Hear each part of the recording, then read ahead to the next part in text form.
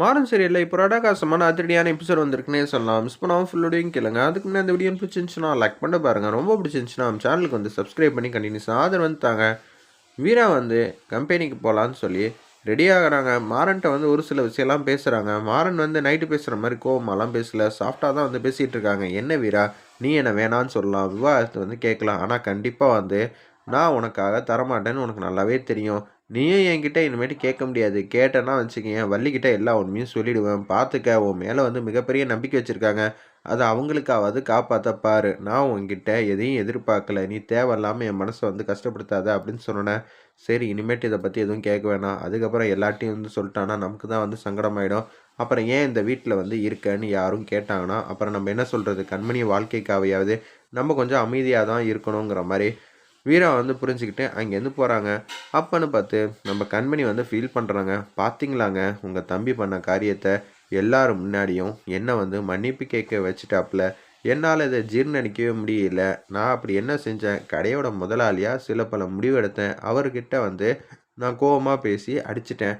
அது என்னமோ பெரிய தப்புங்கிற மாதிரி சொல்லிட்டு இருக்காரு உங்கள் தம்பி. அதுவும் இல்லாமல் ஒரு 20 30 40 பேருக்கு முன்னாடி வந்து மன்னிப்பு கேட்டுட்டா என்ன எப்படிங்க அந்த கடையில் வந்து மதிப்பாங்க? வீராவை வந்து நல்லபடியாக மதிக்கிறாங்க. மாறனை மதிக்கிறாங்கன்னா அதுக்கான காரணம் அவங்கள அடிக்கடி பார்க்குறாங்கன்னு தான். என்ன முதலாளியாகவே அவங்க வந்து நினைக்கவே இல்லை. அதனால தானே இப்படியெல்லாம் பண்ணுறாங்க அப்படின்னு சொன்னோன்னே, நீ ஃபீல் பண்ணணும்டா நான் இது மாதிரிலாம் பேசுகிறத பார்த்து. அதுக்காக தான்டா இதெல்லாம் பேசிகிட்டு இருக்கேன்னு அந்த இடத்துல கண்மணி வந்து சொல்கிறாங்க. மனசுலேயே நினைக்கிற மாதிரி காட்டுறாங்க. உடனே வந்து ராகுன் எது தெரியாமல் வந்து, என்னம்மா இப்படியெல்லாம் பேசுகிற?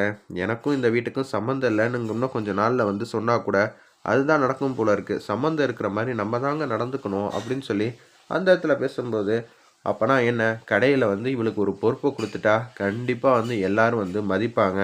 கண்மணியும் முதலாளியாக நினைப்பாங்க. கண்மணிக்கும் ஒரு அங்கீகாரம் கிடைச்ச மாதிரி இருக்கும். வீரா வேலை பார்க்கும்போது கண்மணி வேலை பார்த்தா என்ன குறைஞ்சி போயிடுவாளா அப்படின்னு சொல்லி அந்த இடத்துல வந்து யோசிச்சுட்டு, நீ ஒரே ஒரு சான்ஸ் மட்டும் எனக்கு கொடு, சந்தர்ப்பத்தை நான் வந்து இந்த வாட்டி சூப்பராக வந்து பயன்படுத்தி காட்டுறேன் அப்படின்னு சொல்லிடுறாங்க அந்த இடத்துல. அதெல்லாம் ஒன்றும் வேணாங்க. நீங்கள் என்ன செய்ய முடியும்? நீங்களே சும்மா தான் வந்து கம்பெனிக்கு போயிட்டு போயிட்டு வந்துகிட்டு இருக்கீங்க. அது நம்ம கம்பெனின்னு நம்ம சொல்லலாம். ஆனால் நம்மளோடதுன்னு நம்ம சொல்ல முடியுமா? அப்படி இப்படிங்கிற மாதிரி ராகுனோட மனசை வந்து டோட்டலாக வந்து மாற்றிக்கிட்டு இருக்காங்க.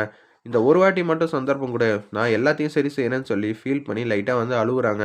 இதை பார்த்தோன்னே வந்து சரிங்க, நீங்கள் அழுவாதீங்க, என் மனசு கஷ்டமாக இருக்குன்னு சொல்லி கண்மணியும் ஃபீல் பண்ணுற மாதிரி நடிக்கிறாங்க. அந்த இடத்துல ஒன்று கம்பெனிக்கு வந்து கூட்டிகிட்டு போயிடுறாங்க அந்த துணி கடைக்கு. இப்போ சொல்கிறேன், இவங்க தான் வந்து கணக்கு வழக்கு எல்லாத்தையும் வந்து பார்த்துக்க போகிறாங்க, பார்த்துக்கங்க அப்படின்னு சொன்னோன்னே எல்லாருக்கும் வந்து ரொம்ப ஆச்சரியமாக போயிடுச்சு. இவங்க ஒரு நாள் 2 நாள் எப்பயாவது வந்தாலே வந்து பெரிய பிரச்சனையாயிடும். இவங்க அடிக்கடி நம்ம கம்பெனிலேயே வந்து ஒரு பொறுப்பை வந்து கொடுத்துட்டாங்கன்னா என்ன பண்ண முடியுங்கிற மாதிரி அந்த இடத்துல வந்து யோசிச்சுட்டு இருக்காங்க. சரி, எதுவாக இருந்தாலும் பார்த்துக்கலாம் அப்படின்னு சொல்லிட்டு அவங்கவுங்க வந்து வேலையை வந்து பார்க்குறாங்க. நம்ம வம்புக்கு வந்தால் மட்டும் நம்ம பார்த்துப்போம் அப்படின்னு சொல்லிட்டு எல்லாரும் அவங்கவுங்க வேலையை பார்த்துட்டு இருக்காங்க. ஒரு பக்கம் கேஷுவலாக வந்து நம்ம வீரா மாட்டுக்கும் கடைக்கு வரலான்னு சொல்லிட்டு அவங்க மாட்டுக்கும் வராங்க. வந்து பார்த்தா கண்மணி வந்து சேரில் வந்து உட்காந்துட்டு இருக்காங்க. இதை பார்த்தோன்னு வந்து அவங்களுக்கு என்ன செய்யறதுனே தெரில நம்ம வீராக்கு. ஏன்னா வீரா உட்கார வேண்டிய சீட்டில் தான் வந்து நம்ம கண்மணி வந்து உட்காந்துருக்காங்க. அப்படியே கால் மேல் கால் போட்டுட்டு, இனிமேட்டு உன்னால் எதுவும் பண்ண முடியாது. இந்த கடையோட வருமானத்தை வச்சு தானே இவங்க இவ்வளோ சந்தோஷமாக இருக்காங்க. இதுக்கே ஆப்பு வச்சுட்டா என்ன பண்ணுவேன்? அதுக்காக தான் நான் இங்கே உட்காந்துருக்கேங்கிற மாதிரி அந்த இடத்துல வந்து கண்மணி மட்டும் திங்க் பண்ணுறாங்க. வள்ளி ஒரு பக்கம் வந்து சாமிக்கிட்ட வந்து புலம்பிக்கிட்டு இருக்காங்க.